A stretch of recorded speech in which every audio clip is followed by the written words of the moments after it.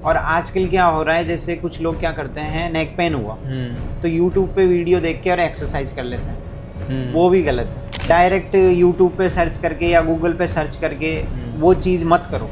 और अगर आपको कोई प्रॉब्लम हो, बाद में भी कोई सिचुएशन आ गई, तो आप डॉक्टर से कंसल्ट कीजिए, खुद डॉक्टर मत बनिए।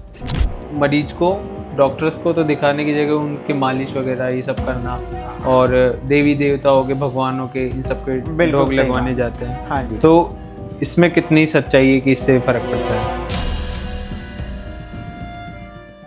तो दोस्तों, इस पॉडकास्ट में हम डॉक्टर सूरज शर्मा से बात करेंगे कि हम डेली लाइफ में कौन कौन सी गलतियां करते हैं जिसकी वजह से हमें नेक पेन होता है, बैक पेन होता है, हमारा पोस्चर किस तरह से होना चाहिए, किस तरह से हमें सोना चाहिए। इन सभी बातों के बारे में हम डिटेल में जाके बात करेंगे। हमें दवाइयों को प्रायोरिटी देनी चाहिए या हमें एक्सरसाइज को प्रायोरिटी देनी चाहिए। हर एक चीज़ के बारे में हम डिटेल में बात करेंगे और समझेंगे कि हमें फिजियोथेरेपिस्ट के पास कब जाना चाहिए। तो चलिए शुरू करते हैं आज का पॉडकास्ट डॉक्टर सूरज शर्मा के साथ। तो कैसे हैं डॉक्टर सूरज आप? एकदम बढ़िया। आप बताइए, आपकी भी एनर्जी लेवल हाई दिख रहा है। ऑफ कोर्स कैमरे के सामने ऑब्वियसली एनर्जी हाई रहती है। हाँ जी, हाँ जी। और जब मैं आपसे मिला तो आपकी एनर्जी बिल्कुल डिफरेंट थी। मतलब आप ऑलरेडी हेल्थ कॉन्शियस है, लेकिन जब आपसे मिलकर बात करी तो बहुत अच्छा लगा। अच्छे से समझ में आया कि हेल्थ को कैसे कंट्रोल में रखा जा सकता है। एक कोई भी वर्किंग लेडी हो, वर्किंग मैन हो, अपनी हेल्थ को ठीक से रख सकते हैं। तो चलिए शुरू करते हैं इस पॉडकास्ट को। और अभी आप कैसे, आपका मोस्ट ऑफ द टाइम बिताते हैं? मोस्ट ऑफ द टाइम जैसे रूटीन रहता है, तो वो रिकनेक्ट लाइफ फिजियोथेरेपी सेंटर है अपना प्रताप नगर में। वहाँ पे जो पेशेंट्स होते हैं, जैसे back pain, neck pain, sciatica, ligament injury और नी पेन वाले, तो उनके साथ रहता है। देन विजिट्स जो रहती है, होम विजिट्स, उसमें पैरालिसिस पेशेंट और TKR वाले मेनली होता है। अच्छा। जिसमें ओल्ड एज भी होता है, आजकल यंग एज में भी होते हैं सारी चीज़ें। तो मोस्ट ऑफ द टाइम उन्हीं के साथ बीतता है। मोस्ट ऑफ द टाइम हाँ उनके जी। साथ। तो आपको मेजरली कैसे लोग मिलते हैं जिनको प्रॉब्लम्स रहती है? जैसे सेंटर पे अपन बात की जाए तो आजकल यंग लोगों में जो है वो नेक पेन और बैक पेन का मोस्टली इशू रहता है। और प्लेयर्स में ज़्यादा क्या है, लिगामेंट का भी इशू आता है, नी लिगामेंट इंजरी का नी भी। लिगामेंट हाँ। इंजरी। अच्छा। जैसे आप लोगों में है, आप लोग जैसे सॉफ्टवेयर इंजीनियर हो, तो उसमें जो कंप्यूटर पे जो वर्क करते हैं, जैसे बैंकिंग जॉब्स वाले हो गए, IT प्रोफेशनल्स हो गए, तो उनमें मेनली नेक पेन और बैक पेन मेन रहता है। उनका मेन इशू यही रहता है, जिसमें सर्वाइकल वाली समस्या ज़्यादा आती है। तो अगर अपन उसको पहले ही ध्यान दे ले तो वो चीज़ तक अपन पहुँचे ही नहीं, सीवियर कंडीशन में पहले ही उसका ट्रीटमेंट हो जाए। सो बेसिकली जो बैक पेन और नेक पेन की प्रॉब्लम होती है वो किन लोगों में ज़्यादा मिलती है? मेनली जैसे अपन नेक पेन की बात करें तो वर्किंग प्रोफेशनल्स ले लो, या कंप्यूटर पे जो ज़्यादा यूज़ कर रहा है, वो क्या है, गर्दन को झुका के, इसकी बायोमैकेनिक्स होती है, वो क्या है, ज़्यादा झुका के और लगा रेगुलर वर्क कर रहे हैं वहाँ पे 45-60 मिनट, न कोई उसका मूवमेंट कर रहे नेक का, तो नेक की प्रॉब्लम आती है। वहाँ पे क्या है, मसल स्पाज्म हो जाता है, जो अपनी सर्वाइकल होती है उसमें जो डिस्क होती है उसका कंप्रेशन हो जाता है। अच्छा। तो वो समस्या ग्रेड बढ़ती जाती है। जैसे फर्स्ट ग्रेड में रहता है तो नॉर्मली मसल स्पाज्म होगा, उसका मसल में टाइटनेस फील होगी। अच्छा। उनको लगेगा कि सिर्फ नेक में पेन हो रहा है, नेक में पेन होगा। उसके बाद में अगर उन्होंने ध्यान नहीं दिया, देन वो कंप्रेस करेगा नर्व को कंप्रेस करेगा। देन अपन जो कहते हैं सर्वाइकल वाली समस्या है, वहीं से स्टार्ट होती है। अच्छा। कि कि वो C4 C5 पे ले गया, सर्वाइकल के कौन से भी लेवल पे ले गया, देन वो नर्व को कंप्रेस करने की वजह से पेन रेडिएट होता है हाथ में, पर स्टार्टिंग फेज में नेक में ही रहेगा। अच्छा। देन अगर आप ध्यान नहीं देते तो वो आगे बढ़ेगा, रेडिएट होगा, आपको खिंचाव लगेगा, नमनेस सी लगेगी, वो वाली चीज़ें ज़्यादा होती है। अच्छा। तो बेसिकली अपना जो नेक रहती है वो पूरी अपनी इससे बैक से कनेक्टेड रहती है, पूरी स्पाइन से कनेक्टेड रहती है। पूरी स्पाइन को जैसे अपन डिवाइड करते हैं तो वो सर्वाइकल, थोरेसिक, लंबर पार्ट और सैक्रम पार्ट चला जाता है।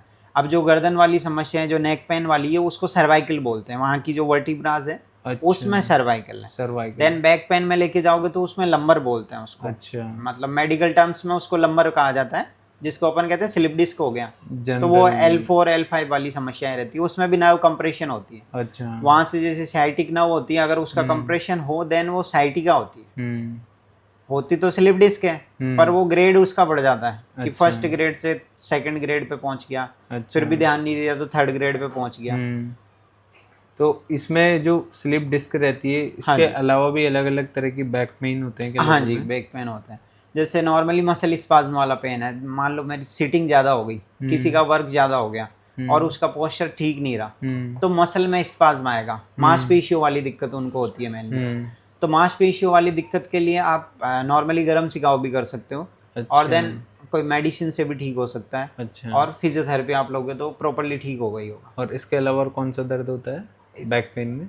बैक पेन में जो रेडिएट करता है पेन, रेडी- पेन रेडिएट का मतलब उसका नर्व में कंप्रेशन हो रहा है, स्लिप डिस्क, अच्छा। वो समस्या मेनली होती है जो जनरली कहा जाता है ना स्लिप डिस्क और साइटिका, अच्छा। वहाँ पे ज़्यादा होती है। अब अगर अदर कोई केस आ जाए एक्सीडेंट, वो चीज़ें अलग है कि हो सकता है कोई फ्रैक्चर हुआ हो सकता है कोई इम्प्लांट डला हुआ हो वहाँ पे, तो वो चीज़ें अलग है। कॉमनली ये चीज़ होती है। और लाइक ऐसा भी होता है कि अगर किसी के एक बार बैक पेन या नेक पेन स्टार्ट हो जाता है तो इसको ज़िंदगी भर के लिए सही नहीं किया जा सकता? नहीं, ऐसा कुछ भी नहीं है। अगर आप बॉडी देखो संकेत देती है, आपको बताती है कि कुछ गड़बड़ है तो अपन को दिखाना चाहिए, पर आजकल के लोग क्या करते हैं, उसको इग्नोर कर देते हैं। मान ली जनरली जैसे नेक पेन हुआ तो मुझे किसी डॉक्टर से कंसल्ट करना चाहिए, तो ट्रीटमेंट होगा ना। आप घर पे ही उसको लेके बैठे हो 8-10 दिन तक, फिर जब वो ज़्यादा बढ़ जाता है तब आप ध्यान देते हो। अच्छा। अगर अपन देख कई लोग ऐसे होते हैं कि जो मतलब योगा एक्सरसाइज नहीं करते, हाँ ठीक जी, है, उनमें तो ज़्यादा चांसेस रहते हैं ये चीज़ होने के। बिल्कुल होता है। लेकिन कुछ लोग होते हैं जो जिम भी जाते हैं, रेगुलर योगा भी हाँ करते जी, हैं, तो क्या उनको भी ऐसे खतरे हो सकते हैं? योगा के लिए नहीं कह सकता, पर जिम में जो इंजरियां होती हैं अच्छा। मेनली वो होती है आपका इंस्ट्रक्शन सही नहीं होता। अच्छा। आजकल के लोग फोकस क्या कर रहे हैं कि मैं पहले दिन 50 केजी का वेट उठा रहा हूँ, वेट लिफ्टिंग कर रहा हूँ, तो अगले दिन या 2-5 दिन बाद उसको 60 से 70 केजी कर लो। अच्छा। प्रॉपर गाइडेंस नहीं मिल रहा। अच्छा। अगर प्रॉपर गाइडेंस मिलेगा तो जिम में भी इंजरियां नहीं होगी। अभी रिसेंटली मेरे पास एक केस आया, उसमें उनका शोल्डर डिसलोकेशन हो गया। अच्छा। उसकी वजह थी, उन्होंने क्या है 50 केजी से 70 केजी का वेट डायरेक्ट पिक कर लिया। 50 से 70? 50 से 70 पे पहुंच गए वो डायरेक्टली, बिना किसी इंस्ट्रक्शन के। वहाँ पे ट्रेनर होते हैं, आप उनके प्रॉपर गाइडेंस में करोगे तो जिम वाली इंजरियां कम हो जाएगी। आजकल लोग जैसे बॉडी बनाने पे ही ज़्यादा फोकस करते हैं कि मेरे तो मांसपेशियां मसल्स का बिल्डिंग होनी चाहिए, फिर वहाँ पे इंजरियां हो जाती है तो जिम हो भी नहीं पाता। अच्छा। और जो लोग जैसे स्पोर्ट्स वगैरह खेलते हैं उनको भी रहता है ऐसा कुछ खतरा? उनको लिगामेंट वाली इंजरियां हो जाती है। अच्छा। मेनली जैसे ट्विस्ट हो गया नी लिगामेंट में, ACL लिगामेंट हो गया, मेनिस्कस टीयर हो गया। इसको थोड़ा सा एक्सप्लेन करेंगे, लिगामेंट क्या? लिगामेंट ये है कि बोन से बोन को कनेक्ट करने वाला जो टिश्यू है, सॉफ्ट टिश्यू, उसको अपन लिगामेंट कहते हैं। अच्छा। तो उसका टीयर हो जाता है उनको, तो वो फट जाता है? वो फट जाता है। उसमें भी ग्रेड डिपेंड है कि वो थोड़ा फटा तो फर्स्ट ग्रेड अपन उसको कहेंगे, अच्छा। ज्यादा हो गया तो second grade, then fourth grade पे वो टूट जाता है तो ऑपरेट होता है। अच्छा, पूरा ऑपरेशन होता है? हाँ जी, हाँ जी, ये चीजें होती है। जैसे स्पोर्ट्स प्लेयर क्रिकेट वाले हो गए, फुटबॉल्स वाले में एंकल लिगामेंट वाली ज्यादा चीजें होती है। अच्छा। सब जो जो खेल है उनमें अलग अलग चीजें हैं। जैसे टेनिस कोई खेल रहा है तो टेनिस एल्बो वाली समस्याएं आती हैं। अच्छा। तो डिफरेंट टाइप में डिफरेंट डिफरेंट केस हैं। अच्छा। और ये जो लाइक स्पोर्ट्समैन हैं और ये सब तो ऑलरेडी इन सब का टेक केयर रखते हैं क्योंकि इनका प्रोटीन और डाइट वगैरह सब डिफरेंट रहता है। जो स्पोर्ट्स प्लेयर है उनकी तो प्रॉपर केयर होती है, उनके साथ तो स्पोर्ट्स फिजियो रहते हैं, पर्सनल न्यूट्रिशन का भी उनका ध्यान रखा जाता है। भाई न्यूट्रिशन और फिजियो दोनों ही वर्क करते हैं वहाँ पे, तो प्रॉपर गाइडेंस है। पर जनरली जो ट्रेनिंग कर रहे हैं उनके पास प्रॉपर गाइडेंस नहीं है। अच्छा। वो सिर्फ खेल में ही जाना चाहते हैं, खेल में जाना चाहते हैं, तो उस कारण उनकी इंजरियां काफ़ी बढ़ जाती हैं। तो अगर उनको वो चाहे कि यार हमें बेसिक्स पता हो एटलीस्ट कि हमें ये इन चीज़ों का ध्यान रखना चाहिए, तो किन किन चीज़ों का उनको ध्यान रखना चाहिए? मेनली उनको क्या है, जैसे न्यूट्रिशन का भी ध्यान रखना चाहिए। न्यूट्रिशन बहुत ज़रूरी है। आप डाइट में प्रोटीन डाइट नहीं ले रहे तो आपकी मसल बिल्ड नहीं होगी। मिनिमम बैलेंस डाइट तो रखो आप, तब जाके आप स्पोर्ट्स के लायक हो पाओगे, स्पोर्ट्स खेल पाओगे। अच्छा। अब लोग क्या करते हैं, सिर्फ स्पोर्ट्स पे ही ध्यान देते हैं, अपने बॉडी पे ध्यान नहीं देते, उस वजह से भी वो रुक जाते हैं। अच्छा। अब आपको बॉडी डिटॉक्स करानी है तो फिजियो से भी कांटेक्ट रखो आपका। कि कुछ इशू हुआ तो आपने प्रॉपर गाइडेंस में ट्रीटमेंट हो गया, देन आप आगे बढ़ो। तो हम बात कर रहे थे बैक पेन और नेक पेन की। तो बेसिकली जिन लोगों का बैक पेन और नेक पेन स्टार्ट हो जाता है, दर्द हाथ में आ जाता है, जी जी, तो उसके बाद कौन कौन सी स्टेजेस हो सकती है? जैसे हाथ स्टेज हुआ, नेक पेन की अपन बात करते हैं बेसिकली। अच्छा। जैसे नेक पेन होगा तो मसल स्पाज्म होगा, मतलब यहाँ पे आपको नेक में टाइटनेस लगेगी, तो आपकी नेक में मूवमेंट रुक जाएगा, तभी आपको दिखा लेना चाहिए। अच्छा। वो पेन रेडिएट नहीं हो। पेन रेडिएट का मतलब है आपके पूरे हाथ में झंझनाहट सी होगी, थोड़ा नमनेस सा लगेगा, अच्छा। तो उससे पहले ही आप ध्यान दे लो। और आजकल क्या हो रहा है, जैसे कुछ लोग क्या करते हैं, नेक पेन हुआ तो यूट्यूब पे वीडियो देख के और एक्सरसाइज कर लेते हैं, वो भी गलत है। अच्छा। वो इसलिए गलत है कि यूट्यूब पे जो सामने जो बता रहा है उसको नहीं पता कि आपकी ग्रेड कौन सी है। आप सिर्फ ये देख के सर्च मारते हो कि नेक पेन की एक्सरसाइजेस कर ली जाए, तो उन्हें नहीं पता ना आपकी ग्रेड कौन सी है। अच्छा। उन्हें नहीं पता आपकी कौन सी चीज़ हुई है नेक में। तो क्या कोई भी यूज़र अगर उसकी नेक पेन हो रहा है तो वो खुद से पता लगा सकता है कि कौन सा ग्रेड है? ग्रेड का पता लगा सकता है, जैसे इन्वेस्टिगेशन कहीं होती है, एमआरआई होती है मेनली। अच्छा। पर अगर शुरुआत में आपके मसल स्पाज्म है तो एक्सरसाइज मत करो। यहाँ पे आपकी मांसपेशी जो है वो स्टिफ दिखेगी, आपको खुद में टाइटनेस फील होगी। आप पालपेट कर सकते हो आराम से, आपकी नेक का मूवमेंट नहीं होगा, तो उसमें जनरल चीज़ें करो। आप एक्सरसाइज करोगे वो और ज़्यादा बढ़ जाएगा। अच्छा। तो उस पे जैसे आप हॉट पैक का शिकाव कर सकते हो आराम से 10 to 15 मिनट। अच्छा। देन मेडिकेशन लो, अच्छा। डॉक्टर से कंसल्ट करो। तो स्टार्टिंग में ही कंसल्ट कर लेना स्टार्टिंग में ही कंसल्ट कर लेना चाहिए। और अगर नहीं किया तो ये वर्स्ट केस तक जा सकता है। नहीं किया तो होता है ना, जनरली ऐसे ही होता है कि वो क्या करते हैं, कुछ दिन ध्यान नहीं देते, अच्छा। देन पेन रेडिएट होने लग जाता है, तब जाके फिजियो के पास या किसी डॉक्टर से कंसल्ट करते हैं। देन उनको रेस्ट करना पड़ता है। ये किस हद तक जा सकता है? आपके पूरे में रेडिएट होने लग जाता है। अच्छा। पर ये तो जब होगा जब आप बहुत टाइम ध्यान नहीं दोगे, 15 से 20 दिन मान लो। अच्छा। और कई केस ऐसे भी है जिसमें केयरलेस होते हैं, सारे हेल्थ कॉन्शियस भी नहीं होते ना, लास्ट में ही तो आते हैं। जो लोग केयरलेस होते हैं उनकी क्या हालत होती है लाइक एंड में? हाँ जी, एंड में तो ठीक ही होना होता है। मतलब एंड में ठीक होना होता है लाइक बीमारी के पीक पर? बीमारी के पीक पे ये होता है, जैसे वो कहते हैं कि हम ऑफिस में वर्क है हमारा, हम रेस्ट नहीं कर सकते, देन उनको लंबे टाइम तक रेस्ट करना ही पड़ता है। उनको भी रियलाइजेशन हो जाता है कि चीज़ बढ़ गई है, अब तो करना ही पड़ेगा। देन वो हेल्थ कॉन्शियस होता है। अब आप हेल्थ कॉन्शियस की अपनी बात है, जैसे मान लीजिए अपने सेंटर पे पेशेंट आते हैं नेक पेन बैक पेन का। अब नेक पेन जिसका सीवियर है वो तो फर्स्ट दिन क्या करेगा, ध्यान देगा जो जो डॉक्टर ने बताया, जो जो हमने बताया कि ये एक्सरसाइज करनी है, ये नहीं करनी है, ऐसा आपको करना है। 4 से 5 दिन में उसका पेन डिक्रीज हो गया। अच्छा। देन वो ध्यान देना छोड़ देता है। हमने कहा कि आप रेगुलर एक्सरसाइज कीजिए सुबह शाम, देन आपका पेन बिल्कुल ठीक रहेगा। वो जैसे ही पेन खत्म होता है ध्यान देना ही छोड़ देता है। वो ध्यान तब देता है जब दोबारा उसको पेन होता है। तो ये भी केयरलेस वाला ही पॉइंट है। बैक पेन में भी सेम है या बैक पेन में थोड़ा डिफरेंट रहता है? बैक पेन पे डिपेंड करता है उनकी स्टेज कौन सी है। उसको जो बताया जाए, वो गाइडेंस की जाए, वो आप फॉलो करो, एकदम ठीक रहोगे। आप स्टार्टिंग स्टेज से बताइए कि स्टार्टिंग स्टेज में ये सब चीज़ें कर सकते हैं। जैसे मसल स्पाज्म है तो उसमें कई सारी एक्सरसाइजेज बाद में बताई जाती है, पहले इलेक्ट्रोथेरेपी दी जाती है जिसमें मॉडलिटीज़ का यूज़ होता है। टेंस हो गया, IFT हो गई, ड्राई नीडलिंग थेरेपी हो गई, कई एडवांस थेरेपीज़ भी है। थेरेपीज़ के नाम है ये? हाँ जी, थेरेपीज़ के नाम है। अच्छा। ये मॉडलिटीज़ के नाम है जो अप्लाई की जाती है। अच्छा। देन वो पेन रिलैक्स हो जाता है। उसके बाद से स्टार्टिंग फेज रहती है एक्सरसाइज की, ताकि मसल में स्ट्रेंथ बिल्ड हो जाए। अच्छा। उसमें कुछ पेल्विक रोटेशन हो गया, नी टू चेस्ट हो गया, ब्रीजिंग हो गई, वो डिपेंड करता है केस कौन सा है आप। अच्छा। और केस ही नहीं, पर्सन टू पर्सन भी डिपेंड करता है। हो सकता है कोई हेल्दी आदमी हो तो उसके लिए एक्सरसाइजेज अलग होगी। अब उस पर और कोई भी मेडिकेशन चल रहा हो तो उस चीज़ में भी अलग चीज़ें होगी। अच्छा, जिनका ऑलरेडी कोई बीमारी हाँ जी चल रही है। मान लो किसी का ऑपरेट हो रखा है। अच्छा। अब ऑपरेशन केस में कई एक्सरसाइजेज जो नहीं करवा सकते उनको, तो वो भी अवॉइड करनी पड़ेगी। इसीलिए तो कहते हैं कि आप अपने डॉक्टर से कंसल्ट करो। अच्छा। डायरेक्ट यूट्यूब पे सर्च करके या गूगल पे सर्च करके वो चीज़ मत करो। तो मैंने ये भी सुना है कि लोगों के जो गर्दन में सिर में दर्द होता है, हेडेक जो होता है, माइग्रेन होता है, हाँ जी, तो वो भी क्या नेक पेन की वजह से होता है? हाँ जी, दोनों ही चीज़ें हैं कि नेक पेन में माइग्रेन भी हो सकता है आपका और पेन रेडिएट भी हो सकता है। अच्छा। जनरली केस डिपेंड करता है उसकी नर्व का कंप्रेशन कहाँ से हुआ है। अच्छा। अगर C1 C2 के लेवल से होगा तो उसको माइग्रेन होता है। इस C1 C2 लेवल क्या है? मतलब जहाँ से अपना स्टार्टिंग पॉइंट होता है, जहाँ पे अपनी जो स्केल है वो जो टिका हुआ है, सर्वाइकल का लेवल जिसको बोलते हैं, गर्दन की जो हड्डियाँ होती है उसमें 7 हड्डियों को मेनली गिना जाता है। अच्छा तो फर्स्ट और सेकंड में जो कंप्रेशन होता है वो माइग्रेन के लेवल पे चला जाता है। अच्छा, उनको फील होता है कि सिर दर्द हो रहा है। सिर दर्द हो रहा है और जिनका C4 C5 के लेवल पे करता है तो वो पेन रेडिएट करता है हाथ में। हाथ में। आपको नमनेस सी लगेगी, झंझनाहट सी होगी। अच्छा तो वो MRI से पता चलता है कि चीज़ क्या हो रही है। अच्छा आप डायग्नोसिस कराओगे तब आपका पता चलेगा। अच्छा। कुछ फिजिकल टेस्ट भी होते हैं, जैसे नर्व कंप्रेशन टेस्ट होता है। अब वो फिजिकल थेरेपिस्ट करते हैं, हम जैसे फिजियोथेरेपिस्ट है तो उस बेस पे चेक करें।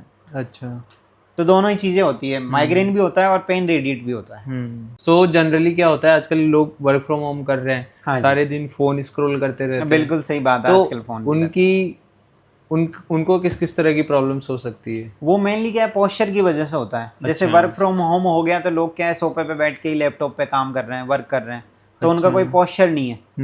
मतलब सिटिंग पोजीशन में भी नहीं है, आराम से कुशन लगा के मोटा तकिया जो लगाते हैं, तो उसमें क्या है, नेक की बैलेंसिंग नहीं हो पाती है। अच्छा। उस वजह से भी नर्व पेन आता है, नेक में पेन होने लग जाते हैं। तो अच्छा। पोस्चर पे भी ध्यान देना चाहिए। आप ज़्यादा यूज़ कर रहे हो तो 40-45 मिनट बाद नेक का मूवमेंट कर लीजिए, थोड़ा कुछ स्ट्रेचिंग्स है वो कर लीजिए, ताकि आप नेक की नेक सही रहे। अच्छा। सो अगर मान लो, जैसे आपने तो बोल दिया कि यूट्यूब से देख के ना करें, हाँ जी, है ना, लेकिन अगर किसी इंसान को इमरजेंसी है, डॉक्टर के पास भी नहीं जा सकता, हाँ जी। तो वो नेक के लिए क्या कर सकता है? अपनी नेक को ठीक करने के लिए क्या कर सकता है? नहीं देखो, इमरजेंसी है तो डॉक्टर के पास ही जाए, अच्छा। पर उससे पहले वो गर्म सिकाव जैसे कर सकता है। नॉर्मली अगर मसल का स्पाज्म है तो वो रिलैक्स हो जाएगा। अच्छा। पर ये चीज़ एडवाइस है कि आप ज़्यादा वर्क कर रहे हो तो नॉर्मल नेक को सही रखने के लिए आप कुछ एक्सरसाइजेस कर सकते हो आराम से। अच्छा। जैसे कि मैं आपको बताता हूँ लाइव की, जैसे नेक पे यहाँ पे आपने हैंड रखा, देन ये मसल की स्ट्रेचिंग होगी आपकी। इसमें देख। तो नॉर्मली उसको 10 सेकंड के लिए आप होल्ड कीजिए, देन रिलैक्स कीजिए। दोनों साइड से आपको बार बार करना है। फर्स्ट स्ट्रेचिंग तो ये होगी।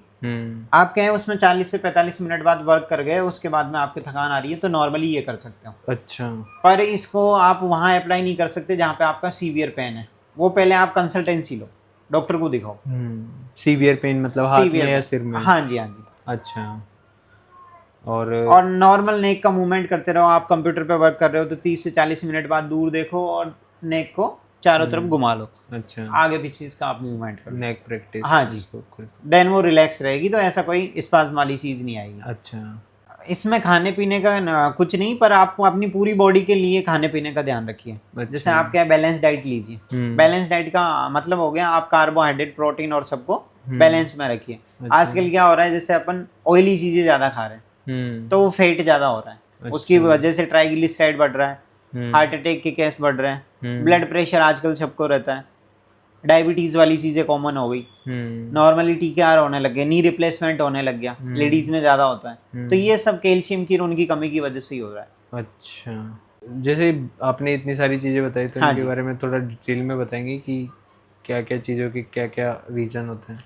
रीज़न यही कि जैसे आजकल अपन जो कर रहे हैं, प्रोटीन डाइट तो बिल्कुल ही भूल गए। अच्छा। प्रोटीन डाइट में जैसे अपन वेजिटेरियंस है तो वेजिटेरियंस में दालें हो गई, अच्छा। पनीर हो गए, कुछ चीज़ें उनको ऐड करो। हाँ। अपन सिर्फ फोकस करते हैं, आजकल जंक फूड बढ़ गया, तो जंक फूड में जो ऑयल यूज़ होता है वो कोलेस्ट्रॉल को बढ़ा देता है। और अपना मेन क्या है, चलो वो भी हो रहा है पर वर्क इतना नहीं रहा, फिजिकली वर्क रहा ही नहीं। इस वजह से बॉडी बहुत ज़्यादा एग्जॉस्ट हो जाती है। अच्छा। तो इसमें आपने बताया कोलेस्ट्रॉल, तो हाँ जी। कई बार मैंने ऐसे भी सुना है कि कोलेस्ट्रॉल की वजह से दिल की बीमारियां भी होती है। हाँ जी, बिल्कुल होती है। तो उसका क्या रीज़न है? मतलब इसमें क्या है, कोलेस्ट्रॉल भी डिपेंड करता है कौन सा वाला है। जैसे एडिबल ऑयल्स हो गए, ऑयल का अलग है, जंक फूड वाला ऑयल अलग है। अच्छा। आप रेगुलर जंक फूड का यूज़ कर रहे हो, ऑयल भी ठीक यूज़ नहीं कर रहे, तो कोलेस्ट्रॉल का लेवल बढ़ जाता है, ट्राइग्लिसराइड बढ़ जाता है। अच्छा। अपनी जो ब्लड वेसल्स मेनली जो होती है उनमें ट्राइग्लिसराइड जाके वहाँ पे जाम हो जाता है, थ्रोम्बस बना देता है मेनली मेडिकल टर्म में, तो वो ब्लॉक कर देता है। अच्छा। देन आपको हार्ट अटैक के, BP के, ये सारे इश्यूज रहते ही हैं। तो जनरली लोगों को चेकअप करा लेना चाहिए, पूरी फुल बॉडी चेकअप करवाते रहना चाहिए हर 3 महीने में, आपका क्या है, तो हेल्थ कॉन्शियस आप हो पाओगे। सो अभी तक आपके जैसे सीवियर वगैरह आपने कंडीशंस बताई, अगर उसमें और वो प्रॉब्लम अगर ज़्यादा बढ़ जाती है ना, किसी के लिए ज़्यादा बड़े टाइम फ्रेम पे, 20 साल 30 साल, जी बिल्कुल बिल्कुल, तो वो कैसे बच सकते हैं या बच भी सकते हैं क्या? बिल्कुल ठीक होता है। बस आपको प्रॉपर गाइडेंस में लेना होता है। जब फिजियो आपसे कह रहा है कि मॉर्निंग और इवनिंग आप एक्सरसाइज कीजिए, थिन पिलो का यूज़ कीजिए नेक पेन में, तो वो चीज़ें सही रहती है। तब तक सही रहेगी जब तक आप फॉलो करोगे। अच्छा। देन वो नर्व पेन तो हो गई, आपने पोस्चर ठीक नहीं रखा, वर्क ज़्यादा लोड हो गया। जनरली मेरे पास जैसे एक केस आया था, उसमें सर्वाइकल कर्व जो होता है वो लॉस हो जाता है। अच्छा। अब ये चीज़ होती है कम से कम 10 to 15 ईयर्स के अंदर। स्टार्टिंग में ये फेज नहीं होती है, 10 to 15 ईयर्स लगते हैं कर्व लॉस होने में। देन उस कर्व को वापस रीमॉडलिंग आप मुश्किल ही कर पाते हो, इतना फॉलो ही नहीं कर पाते। तो उस केस में यही है कि फिजियो से आप बिल्कुल ठीक हो जाओगे। देन जो एक्सरसाइज आपको बताई जाए वो आपको मॉर्निंग और इवनिंग रखनी होती है।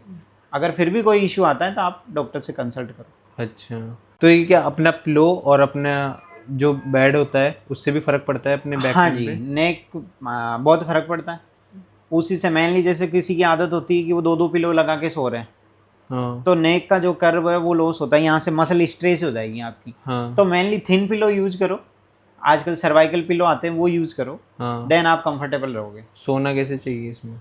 सोना तो जैसे नॉर्मल सबकी हैबिट अलग अलग है। हाँ। अब वो पिलो के सहारे अगर कोई पिलो लगा के सोना चाह रहा है तो सर्वाइकल पिलो का यूज़ करें। कुछ होते हैं जो पिलो का यूज़ ही नहीं करते। अच्छा। तो वो सबकी अपनी अपनी हैबिट्स है कि सोने में ऐसा कोई नहीं है, आपके केस पे डिपेंड करता है। देन आप कंसल्ट करो कि इस पोस्चर में मेरे को प्रॉब्लम आ रही है, तो वो आपको फिजियोथेरेपिस्ट बताएगा कि किस करवट में आपको सोना चाहिए, कौन सा आपका किस साइड का मसल स्पाज्म हुआ है। गलत पोस्चर कौन कौन से हैं सोने के?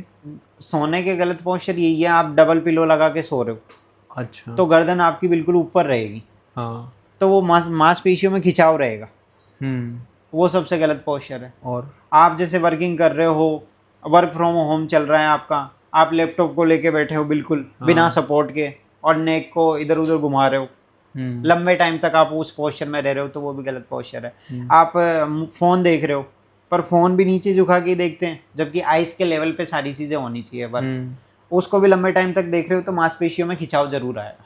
सो बेसिकली कुछ वर्किंग प्रोफेशनल होते हैं जिनको उनका डेली रूटीन ही ऐसा रहता है, सुबह उठते हैं, ऑफिस चले जाते हैं, रात को आते हैं और दिन में उनको टाइम नहीं मिल पाता। बिल्कुल तो सही बात उनका है। रूटीन कैसा रहना चाहिए?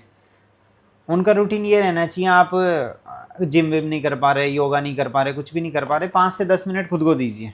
अच्छा। कम से कम स्ट्रेचिंग कर लीजिए, एक्सरसाइज, आपके बैक पेन है, नी है, तो भी मसल की स्ट्रेंथ तो बनी रहनी चाहिए, और डाइट पे ध्यान दीजिए। अच्छा। और जब भी जहाँ भी आप वर्क कर रहे हो वहाँ पे जैसे ही 1 आवर होता है तो उसमें 5 से 10 मिनट थोड़ा रिलैक्स हो जाइए। अगर किसी के बैक पेन रहता है तो थोड़ा टहल लो, वहाँ पे वॉक कर लो, आप सीट पे लंबे टाइम तक बैठे मत रहो। कि नेक पेन रहता है तो थोड़ा मूवमेंट कर लो। अच्छा। थोड़े टाइम बाद में जब आपको स्टिफनेस लगती है। अच्छा, पानी से भी फर्क पड़ता है नेक पेन पे? ना, पानी का तो कोई इशू नहीं है। अच्छा। मेनली वो बॉडी पे पड़ता है कि किस, अगर फ्लोराइड वाला होगा तो उनके घुटने उठने जाम होना स्टार्ट हो जाएंगे। अच्छा। फ्लोराइड क्या है, आयोडीन जो ज़्यादा रहता है, अच्छा। वो जॉइंट्स को जाम कर देता है। और भी कई सारी प्रॉब्लम्स हैं पानी वाली तो। पर आप डाइट पे ध्यान दो, मेनली प्रोटीन डाइट भी रखो ताकि आपकी मांसपेशियाँ भी बिल्ड रहे, मसल टोन सही रहे। अच्छा। मेनली मसल टोन का मतलब है कि नॉर्मल रूटीन में मसल कैसी रहनी चाहिए। अब आजकल जैसे फैटी वाली हो गई, क्योंकि फैट डिपोजिशन ज़्यादा होता है, उतनी वर्किंग होती नहीं है लोगों की, तो उनको प्रॉपर अपनी डाइट पे भी ध्यान देना चाहिए। जो एक्सरसाइज नहीं कर पा रहे हैं 5 से 10 मिनट खुद को दीजिए। पोस्चर को अपने ठीक रखिए, अपनी जो अर्गोनॉमिक्स होती है, अर्गोनॉमिक्स मतलब जहाँ पे आप वर्क कर रहे हो तो उसमें किस पोस्चर में रहना चाहिए। अच्छा। सो जनरली मैंने काफ़ी सारे केस देखे हैं कि स्लीप डिस्क हो जाता है तो उसके बाद डॉक्टर्स बोलते हैं कि अब तो तुम्हें ऑपरेशन करवाना पड़ेगा। बिल्कुल तो सही बात उस है। केस में क्या कर सकते हैं? स्लिप डिस्क में देखिए स्टेज होती है, अगर फर्स्ट स्टेज और सेकंड स्टेज है, मतलब उसमें नर्व कंप्रेशन सिर्फ आपका स्टार्ट ही होगा, तो वो फिजियोथेरेपी से ठीक हो जाएगा। थर्ड स्टेज होती है जो सीवियर में आ जाती है, और फोर्थ में तो आप उठ ही नहीं सकते बेड से, बेड रिटर्न हो जाओगे पूरे। थर्ड स्टेज कैसी होती है? थर्ड स्टेज मतलब जो डिस्क होती है, जैसे अपनी ये वर्टिब्रा है उसके बीच में जो होती है डिस्क होती है, उसमें न्यूक्लियस पल्पोसस होता है, मतलब डिस्क टाइप का होता है। अच्छा। वो बाहर आने स्टार्ट हो जाता है थर्ड स्टेज में? हाँ जी, फर्स्ट में ही हो जाता है, थर्ड थोड़ी सीवियर स्टेज है। अच्छा। तो वो नर्व को कंप्रेस करने लग जाता है। फोर्थ में थोड़ा टूट के अलग हो जाता है, तो उस चीज़ में ऑपरेट ही होता है। उसमें फिजियोथेरेपी या कोई आयुर्वेदिक ट्रीटमेंट या पंचकर्मा या जो भी आप अप्लाई करो वो ठीक नहीं होगा। उसमें फिर ऑपरेशन ही होगा। ऑपरेशन के बाद भी फिजियोथेरेपी होती है, हर ऑपरेशन के बाद फिजियोथेरेपी होती है। अच्छा। पर उस कंडीशन में सिर्फ आप ऑपरेशन ही कराओ, अच्छा। 4th स्टेज है, तो वो आपकी एमआरआई में क्लियर होगा। डॉक्टर भी आपको बताएगा और फिजियोथेरेपिस्ट भी आपको बताएगा कि हम इसमें कुछ कर सकते हैं या नहीं कर सकते, या सिर्फ सर्जिकल प्रोसीजर ही उस चीज़ का तो है। ये क्या, ये स्लिप डिस्क जो होता है वो अपने स्पाइनल कॉर्ड के सबसे नीचे वाले पार्ट में होता है ऐसा? हाँ, मेनली लंबर पार्ट पे रहता है। अच्छा। आपने जो कमर का हिस्सा है वहाँ पे होता है। L4 L5 में सबसे ज़्यादा इश्यू रहता है। सो मैंने कुछ केसेस ऐसे भी देखे हैं कि जहाँ पे नेक में प्रॉब्लम आती है यहाँ पर, हाँ जी, हाँ जी। लेकिन उनका मलमूत्र पार्ट काम करना बंद कर देता है। हाँ जी, हाँ जी। तो वो किस वजह से होता है? लाइक वो नहीं, वो जो चीज़ देखी होगी आपने, ये नहीं होगा।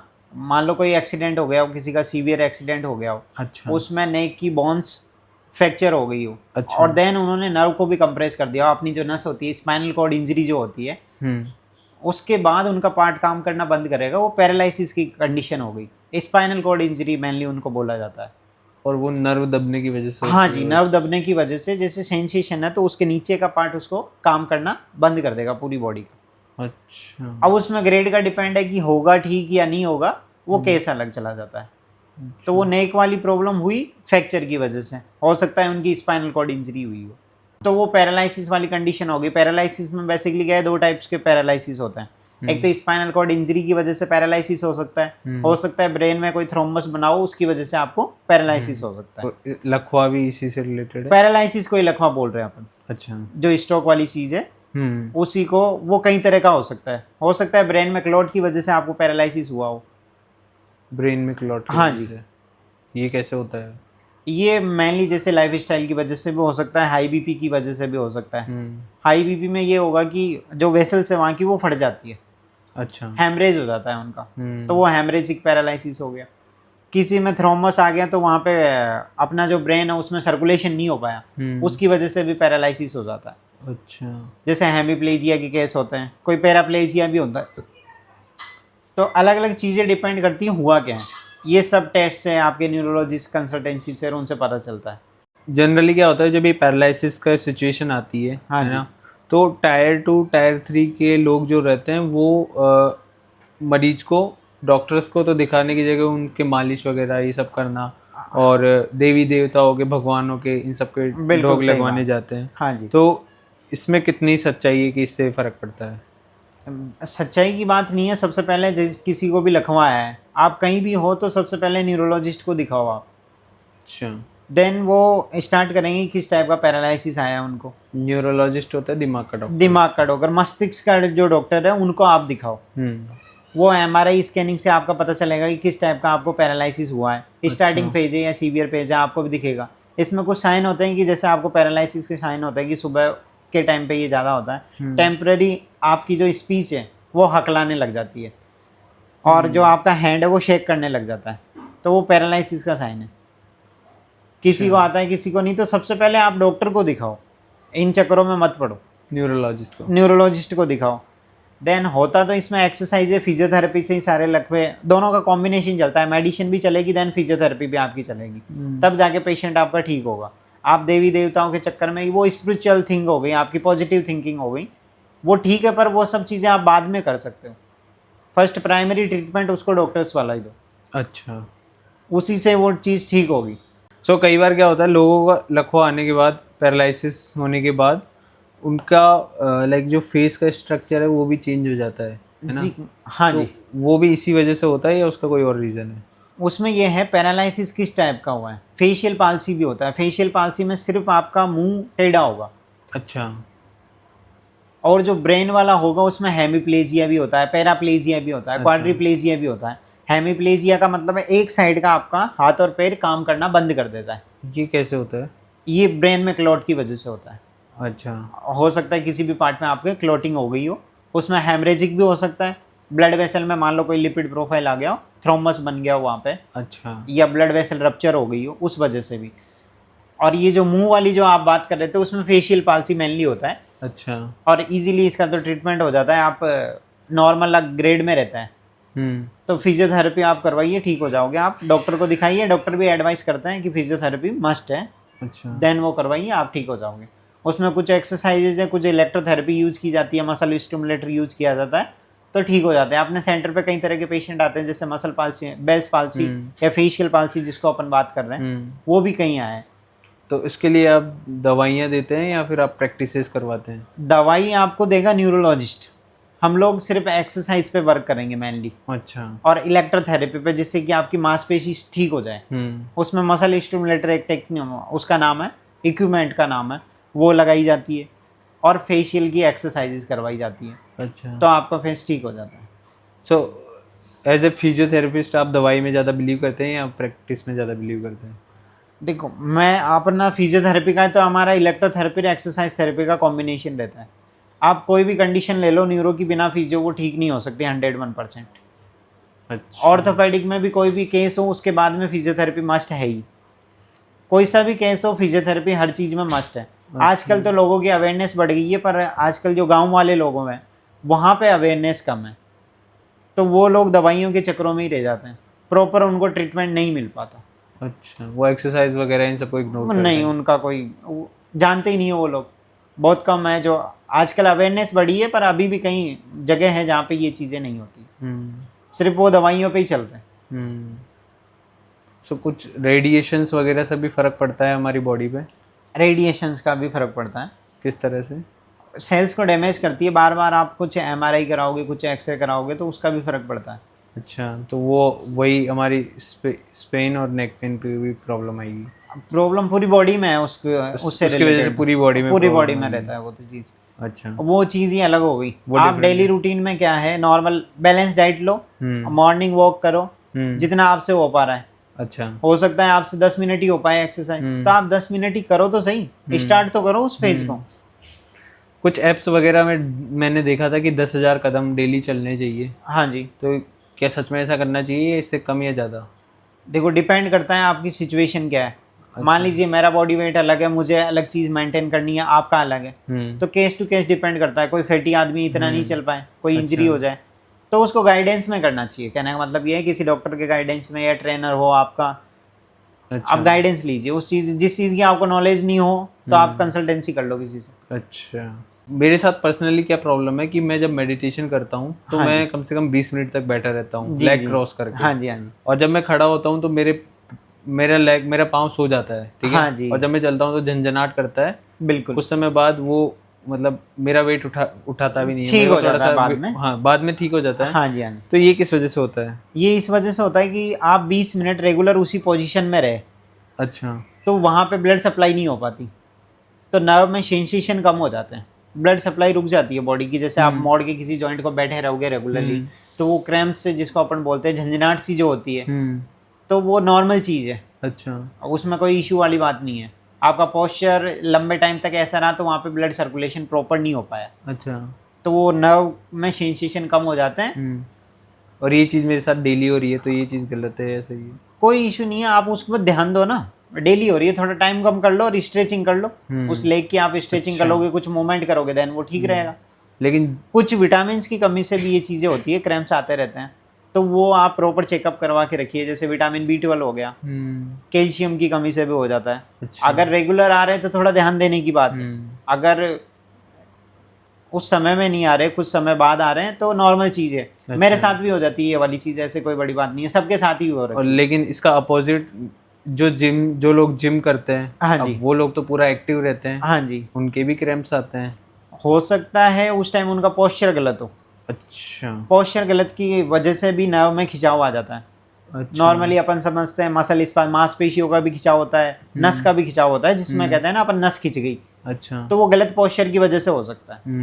तो उनमें ये चीज़ हो सकती है।